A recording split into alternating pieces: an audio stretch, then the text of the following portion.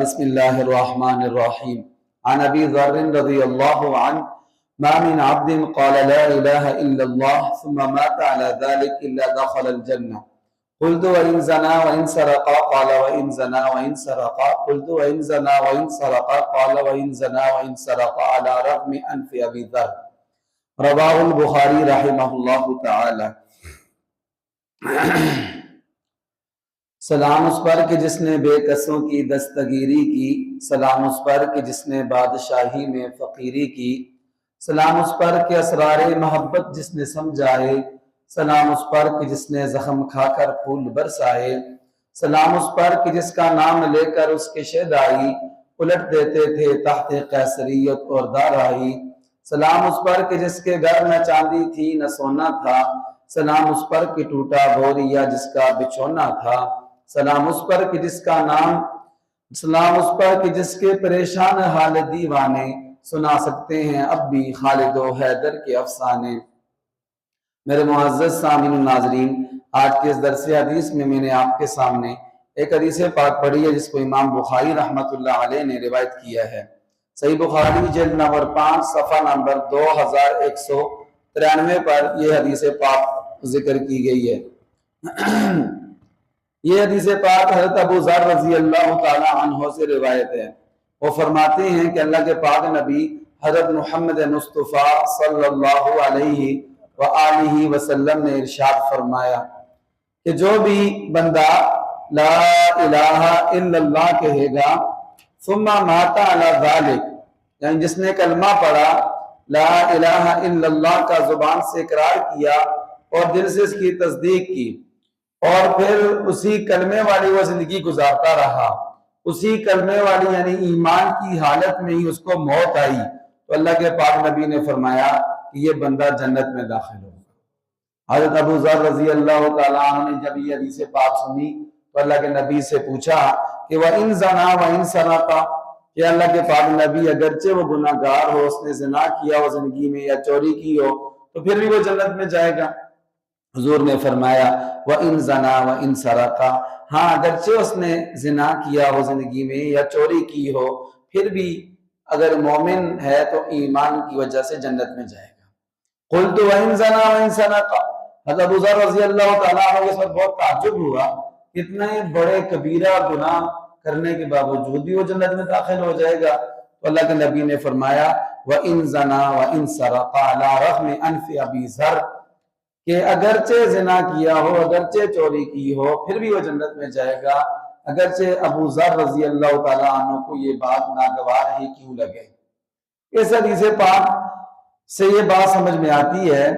کہ جس نے کلمہ پڑھا ہے، کلمے کے مطابق زندگی گزاری ہے، تو یہ کلمہ بہت بڑی دولت ہے، ایمان بہت بڑی دولت ہے۔ دنیا کی کوئی دولت اس ایمان والی دولت کا مقابلہ نہیں کر سکتی، اس لیے کہ ایمان والا بندہ جتنا ہی گناہگار کیوں نہ ہو، ایک نہ ایک دن ضرور جنت میں جائے گا۔ لیکن اگر اس نے ایسے گناہ کیے جن سے دنیا میں توبہ نہیں کی، استغفار نہیں کیا، اور ایسے گناہ کیے جو بندوں کے حقوق سے متعلق تھے پھر ان کو ادا نہیں کیا، تو اس کو ایک چکر جہنم کا لگانا پڑے گا۔ اس کا چکر لگانا پڑے گا جہنم کا، اور جہنم میں اپنے گناہوں سے پاک صاف ہونا پڑے گا۔ جیسا کہ آپ نے معراج شریف والی حدیث پاک میں یہ سننا ہے کہ وہاں پر کچھ لوگ تھے کہ جو پیپ پی رہے تھے اور گندا حرام گوشت کھا رہے تھے، تو اللہ کے نبی نے پوچھا جبرائیل سے کہ یہ کون ہے؟ فرمایا یہ آپ کی امت کے زانی مرد و زانی عورتیں ہیں۔ اور کتنی سخت زنا کی سزا ہے اسلام میں، قرآن پاک میں ہے، غیر شادی شدہ زنا کریں تو انہیں 80 کوڑے لگائے جاتے ہیں۔ کتنے؟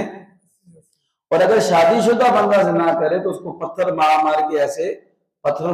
کے کھلے میدان میں اس کو بالکل جان سے مار دیں۔ یہ اسلامی سزا ہے، اسلامی قانون کی، کتنی سخت سزا ہے۔ اور چور کی سزا کتنی ہے بتائیں؟ ہاتھ اس کا کاٹا جاتا ہے، چوری ثابت ہو جائے جتنی مقدار ہوتی ہے چوری کی، اسلامی قانون میں قرآن و سنت کی روح سے والسارق والسارقۃ فاقطعوا ایدیہما، چوری کرنے والا مرد ہو یا عورت ہو اس کے ہاتھ کاٹو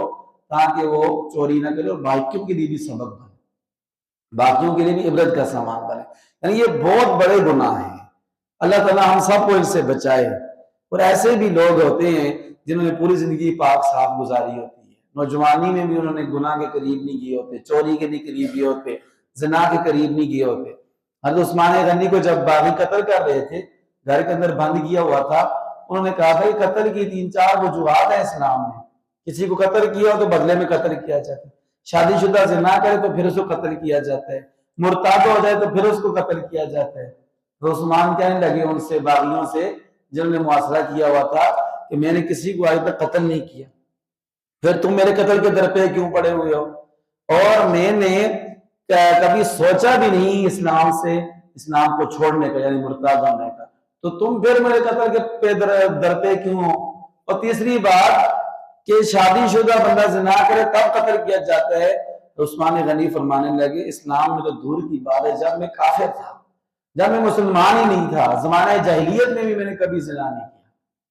اور آپ کو پتہ ہے جو نوجوان پاک صاحب زندگی گزارتا ہے، اللہ تعالیٰ اپنے عرش کے سائے کے نیچے اس کو جگہ عطا فرمائے۔